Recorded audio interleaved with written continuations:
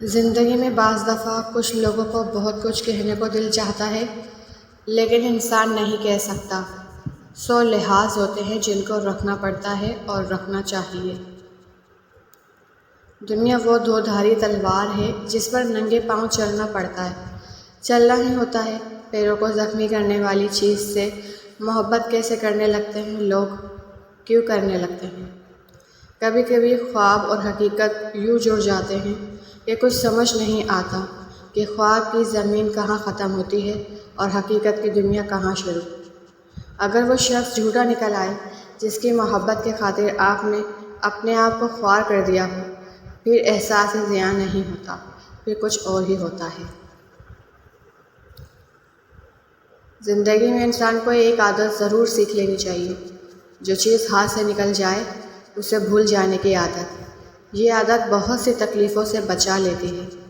مارتی تو موت ہی ہے، اور جیسی مار وہ انسان کو دیتی ہے کوئی اور تکلیف نہیں دیتی۔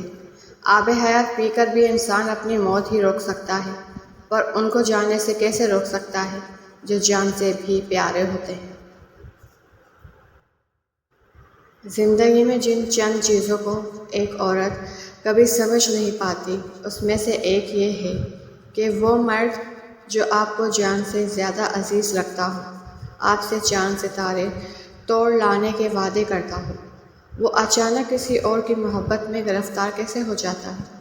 کیسے ہو سکتا ہے؟ اخلاقیات نام کے ڈھیروں میں سے کوئی ایک بھی اس کے لیے رکاوٹ کیوں نہیں بنتی؟ عورت ہر بازی دل سے کھیلتی ہے، مگر کبھی کبھار کوئی ایک بازی ایسی ہوتی ہے جسے وہ دماغ سے کھیلتی ہے، اور اس وقت کم از کم اس بازی میں کوئی اس کے سامنے کھڑا رہ سکتا ہے، نہ اسے چت کر سکتا ہے، اور وہ بازی بقا کی بازی ہوتی ہے۔ بعض کانٹے آپ کو ساری عمر چبھتے رہتے ہیں، آپ لاکھ جتن کر کے بھی ان کو نکال نہیں پاتے، کیونکہ وہ نظر نہیں آتے۔ بس ان سے اٹھنے والی ٹیسیں آپ کو یاد دلاتی رہتی ہیں کہ وہ ہیں، اور آپ کے وجود کے اندر سے آپ کو بے حال کیے ہوئے ہیں۔ پتہ نہیں ادھار کا وہ کون سا کھاتا تھا جو دوستی کے کاروبار میں چلتا ہے۔ ہندسوں میں کوئی لین دین رکھا ہی نہیں جاتا، اس میں سب احسان کی زبان سے درج ہوتا ہے، قدر کی زبان میں وصول ہوتا ہے۔ محبت تاریک جنگل کی طرح ہوتی ہے، ایک بار اس کے اندر چلے جاؤ پھر یہ باہر آنے نہیں دیتے۔ باہر آ بھی جاؤ تو آنکھیں جنگل کی تاریکی کی اتنی عادی ہو جاتی ہیں کہ روشنی میں کچھ بھی دیکھ نہیں سکتی، وہ بھی نہیں جو بالکل صاف، واضح اور روشن ہوتا ہے۔ اگر ہماری اعلیٰ تعلیم اور ہمارا شعور دین کے بارے میں صحیح اور غلط کی تمیز نہیں دے سکتے، تو پھر ہم میں اور اس جانور میں کوئی فرق نہیں جو سبز تازہ گھاس کے ایک گٹے کے پیچھے کہیں بھی جا سکتا ہے، اس بات کی پرواہ کیے بغیر کہ اس کا ریوڑ کہاں ہے۔ تم سزا کا اختیار اپنے ہاتھ میں لینے کی کوشش مت کرو۔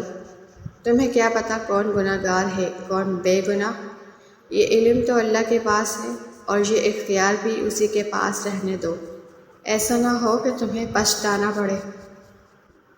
بات یہ نہیں کہ زندگی گزارنے کے لیے کوئی نہیں ملتا، مل جاتا ہے، مسئلہ صرف یہ ہے کہ جو دل مانگتا ہے وہ نہیں ملتا۔ اللہ معاف کرتا ہے مومن، ہم انسان نہیں کرتے۔